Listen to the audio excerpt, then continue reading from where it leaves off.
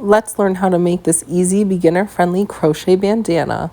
I promise you'll be wearing it all summer long. For your yarn, you're going to want a nice lightweight yarn. So I'm using a weight 3 bamboo yarn from Loops and Thread. It's nice, it's silky, it's smooth and soft and flowy, so it makes a really nice bandana. You can also use a acrylic or cotton blend if you want, whatever works for you. I wouldn't go above a weight 3 though. 1, 2, or 3 would work fine, but then you get into kind of like the chunky territory and it's not as flowy, it's not summery. So that's what I suggest. But of course, whatever you like, everyone's preferences are different. So grab your yarn.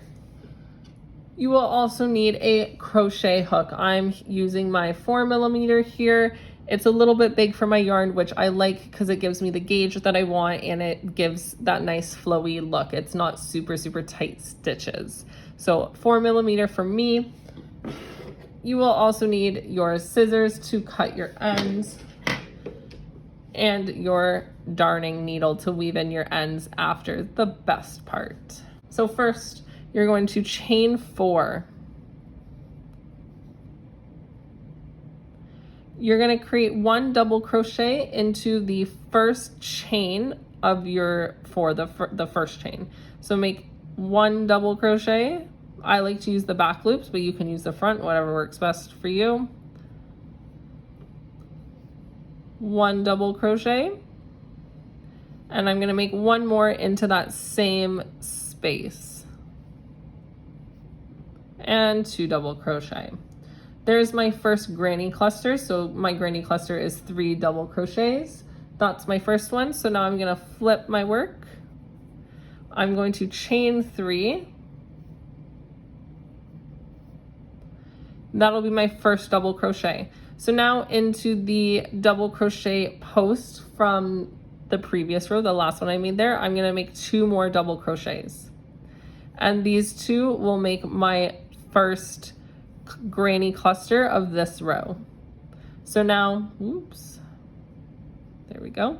So now I have my 3 double crochets in my granny cluster, that first chain 3 I made and my 2 others. I'm going to chain 1 and I'm going to make another cluster into the space between my first and second double crochet. So it's actually the first chain 4 that you made, or that chain 3, and then the double crochet. You're going to make 1 cluster, which is 3 double crochets, into that space.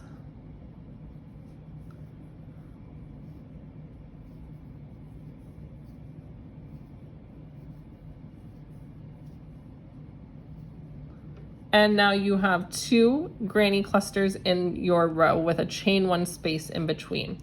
Turn your work, chain 3 again, and we're gonna do the same thing. So 2 double crochet into the double crochet post,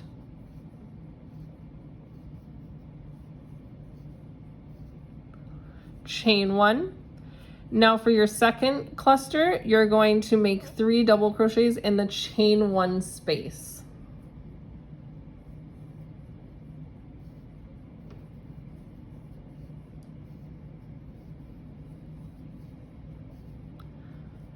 Chain 1, and again make your last cluster of 3 double crochets in the space between the chain and your double crochet.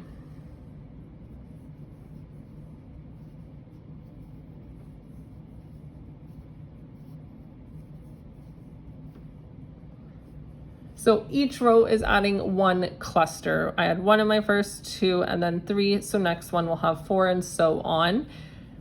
You're going to create and continue. Well, you're going to continue this process until you have your desired length or your desired width of your headband.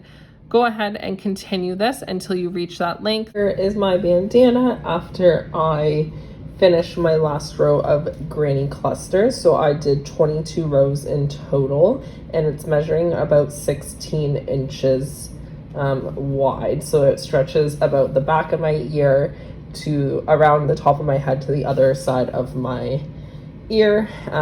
You're welcome to make it longer or smaller, whatever fits the look that you're going for. The next thing we're going to do is make our strap. So you're going to turn your work and then you're going to chain 70. If you made your bandana longer, then you might want to make your chain length a little bit shorter so your ties aren't as long, or vice versa. If you made it shorter, maybe you want to make your ties a little bit longer. I like to do a length of 70. It gives me quite enough. Now, once you're done your chain length, you're going to work slip stitches all the way back across. Again, I like to work in the back loops, but you're welcome to work in the front loops. So skip the first one, and then you're gonna work into the second loop. So just slip stitch all the way down until you reach the actual bandana part again. Okay, so I'm at my bandana again, so I'm doing my last slip stitch. Now what I'm going to do is I'm going to do a single crochet all the way across that front part. This is the part that sits over top of your head. So I'm going to do single crochets into all of the double crochets in the chain spaces. So three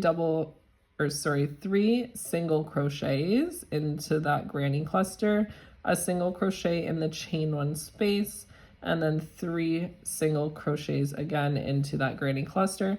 And I'm going to do this all the way across until I reach the end.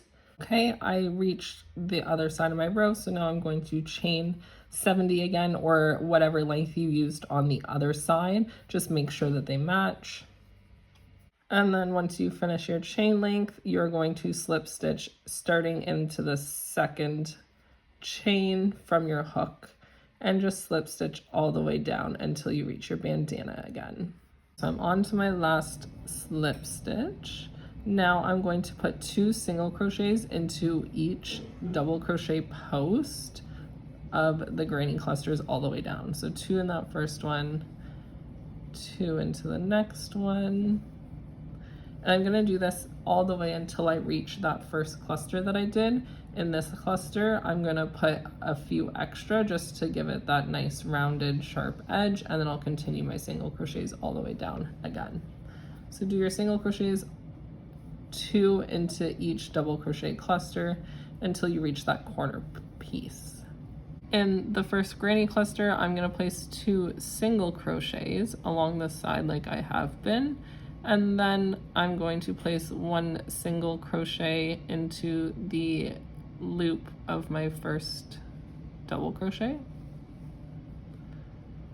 and along the other side I'm going to place my 2 single crochets in that double crochet post, and that's going to create the nice rounded edge. Now I'm going to continue placing my 2 single crochets into each of my granny clusters along the edge until I reach my starting point.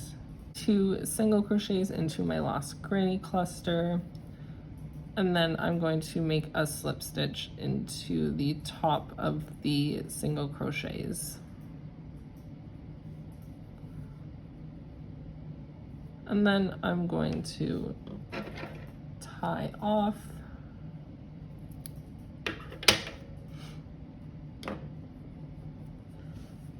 And the last step is to weave in all your ends with your darning needle. So just weave them in back and forth. And now you have a completed typical granny bandana. Remember to subscribe to see more beginner-friendly crochet tutorials.